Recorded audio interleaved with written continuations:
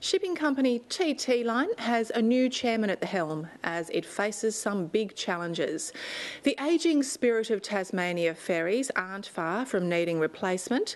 Costs are rising at the same time as there's pressure for cheaper fares. The government business enterprise has also been criticised for putting profit and freight before passengers. At a time of increased concern about access into Tasmania, TT Line will soon stop Sunday sailings for 6 months. The tourism industry is urging a rethink, saying it's time to reinvent the ferry service to bring more business and visitors into the state. Tamara Glumac reports.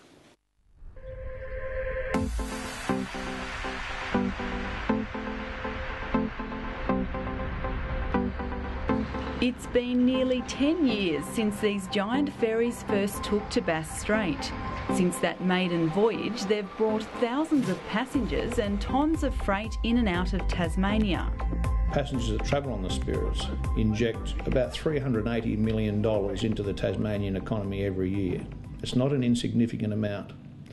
The company directly and indirectly injects around $45 million a year through wages, through purchases of local items and things like that. So, the company makes a significant contribution to the state economy, there's no doubt about that.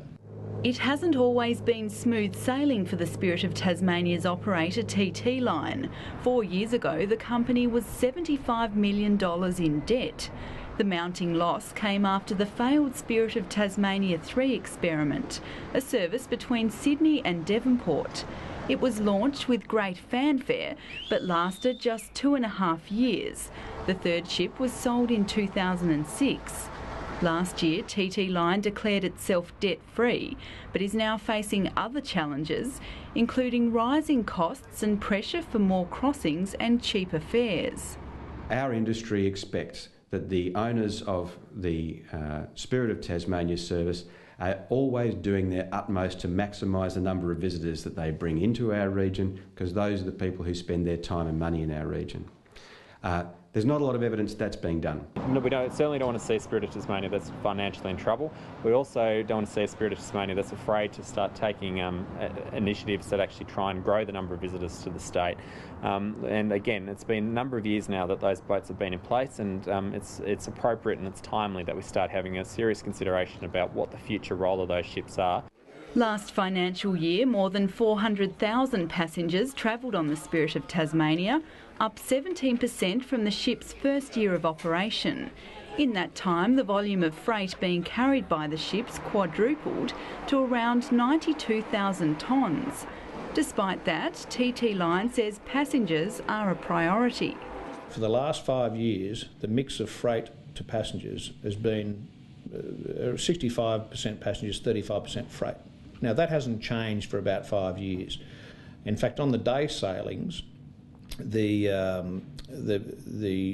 garage decks are 100% cars, passenger cars.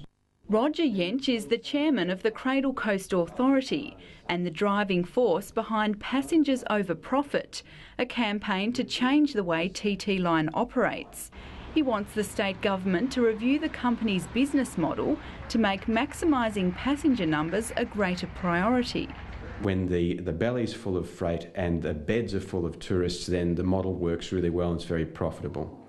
At those times of the year and those times of the day where you can't achieve both of those things, they tend not to run the service as often or as frequently or promote it as hard or price it as keenly. Mr Jentzsch says that's coming at a cost. There are people who can't get on to these ships when they want them at a reasonable price to come here. This is at a point in time where our region and our tourism industry is probably at a fairly in a tenuous position economically. Tourism in particular, our occupancy and visitor numbers are well down. The northwest coast has been hard hit by a tourism slump, with visitor numbers down 12% last year. Clint Walker runs tourist accommodation in the region and believes TT Line should be doing more to reverse the slump.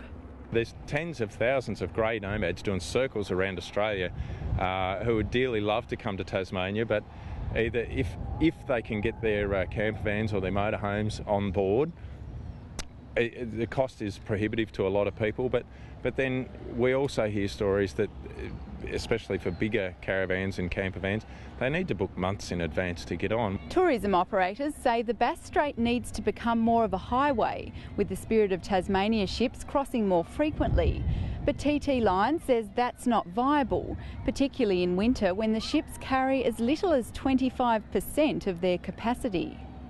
Mike Granger is the shipping company's new chairman. He runs a life raft manufacturing business, a venture he started 10 years ago. Mr Granger has also been a TT Line board member since 2005. We still have some serious challenges to overcome with the company, with operational costs. The vessels are 14 years old. They're not getting any cheaper to run, and just by their very nature they are more expensive to operate. The ageing ships need to be replaced within the next 5 years. In 2010, the state government abandoned an election promise to replace them sooner. The Treasurer, Lara Giddings, blamed factors beyond the government's control, including difficult economic times. TT Line says it's now on track for 2017.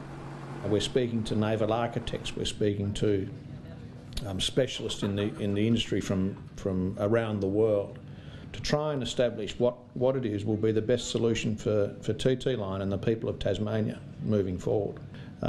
It could be second-hand vessels, it could be new vessels, it could be high speed, but you know what we want to do is make sure that we maintain a service that is at least as good as what we've got now. What's yet to be revealed is where the money will come from and what the cost of replacements will be. The money will need to be raised, and we have a lot of options, and we're looking at those options at the moment.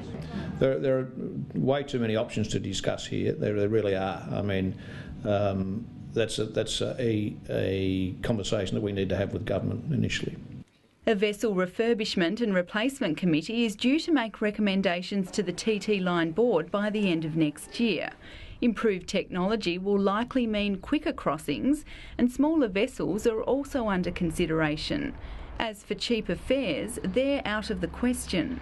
If we reduce the fares, it just, it cuts out our bottom line. These vessels aren't cheap to operate. These vessels cost a significant amount to operate across Bass Strait. We have lots of crew on board. We have, high fuel costs. And we're coming in. We're just on the verge now of having some more costs thrown at us, which are outside of our control. There will be increased ticket prices to cover port fees in Victoria, and the carbon tax will be another impost come July 1.